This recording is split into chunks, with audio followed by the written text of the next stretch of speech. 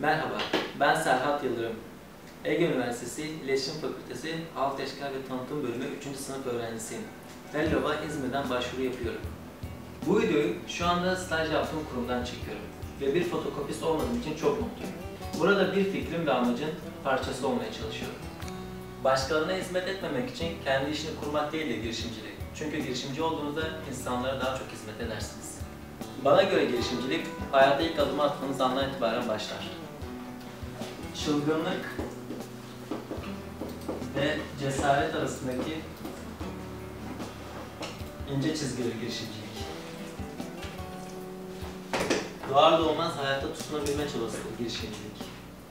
Öğretmen tahtaya yazdığı problemi çözebilecek olan var mı diye sorduğunda cesurca parmak kaldırıp problemi çözmeye çalışmaktır girişimcilik.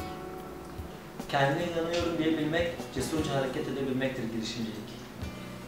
Ben de bir girişimci adayım ve benim sermayem harcamış olduğum emek ve elde ettiğim tecrübemdir. Fellow'a kalabalıkta kaybolmamak, fikirlerimi hayata geçirebilmek ve bu konuda bana yardımcı olabilecek insanlar olduğu için katılmak istiyorum. Umarım 3. aşamada görüşürüz.